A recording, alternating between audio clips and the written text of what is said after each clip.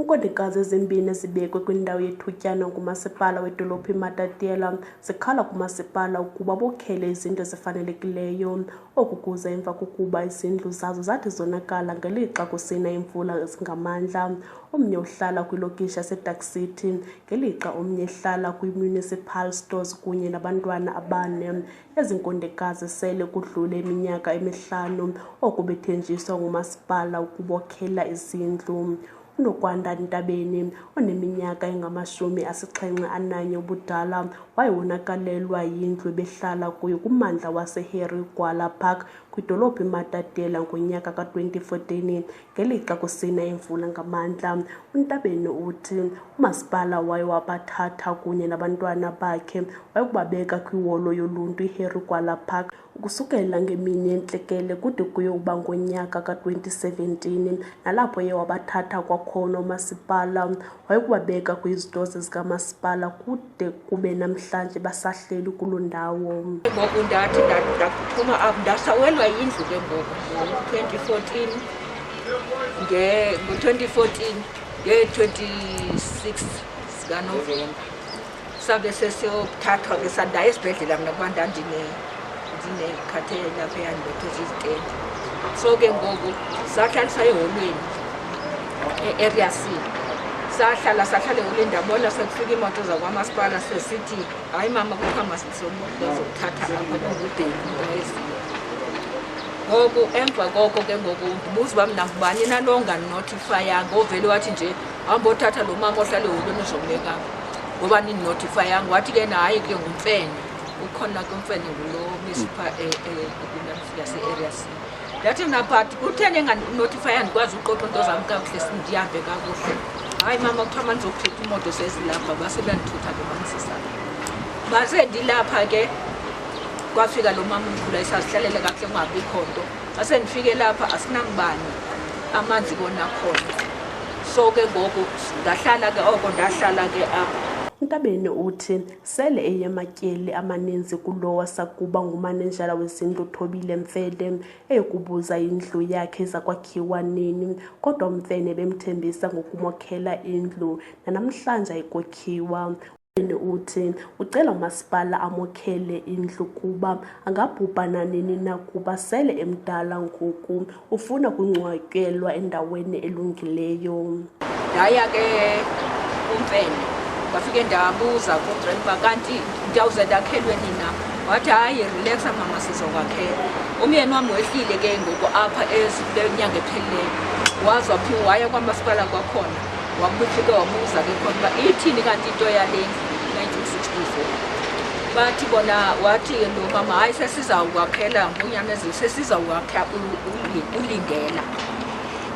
So lo lindela ke sawujongeke nangoku ndiyabona ulindela ndirhalela uba andakhelile ndihambe ndohlala endaweni endiqondene nayo ngoba ngondimdala ndisenogula apha ndibe ndididizeliswa ngoku ungazona uba fanele ndiyobekwa phi. Manenjala lomasipala waseMatatiele uDr Vuyo Mlokoti uthi baza kuthetha nale nkondekazi kuba ibuyele ekhayeni layo epholile. What we're trying to do now is to see if we can persuade the old 68-year-old woman to move to the village in Polile in Ward 23. We'll have to do so in consultation with and after speaking to Councillor Mngonya, who's the ward councillor there, and find each other there because we think that it will be undesirable for the woman to continue to stay at the stores. We think that if she has alternative accommodation in two places in the country, she can then be able to persuade her to go there. We'll be able to get that solution quite pretty soon. Thanks very much.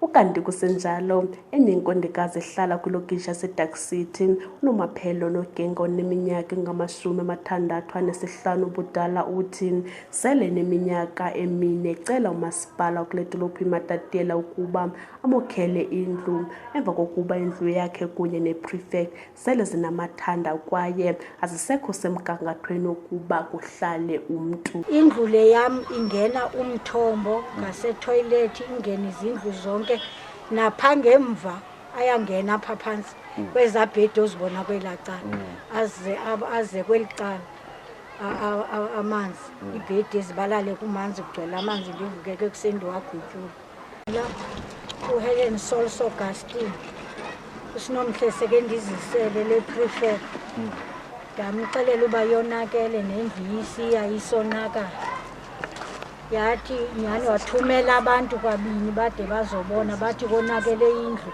konakele neprefect wathi uzawufaka imali yebudget kuba indlu yam ngu-emergency. Ndasuka ngenye imini ndaya kwa-housing phapheshe ndayothetha noThobile Mfene ndafike ndamchazela ngale nto naye uthume abantu andazi kangaphi wathetha nabantu mani bezojonga kwathuleka. Ngenye imini ndamfowunela unyaka ophelile ndathi hayi bo mntanam ndiyabhubha apha ende xa uzawungena ubusika ndiyabhubha nehlobo. Wathi andithi mama indlu yakho kuthiwe izawudilizwa.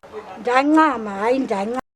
Ezi nkondekazi ezimbini zibeka ityala abantu ababini bakwarhulumente uHelen Sols August kunye noThobile Mfene. uHelen Sols August wayesakuba ngumphathiswa wesebe elijongene nokuzinziswa koluntu osele ngusomlomo kwindlu yowiso-mthetho kweli phondo leMpuma Koloni. uThobile Mfene wayengumanenjala wezindlu kulo masipala osele ngasekho kulo masipala wale dolophu eMatatiele.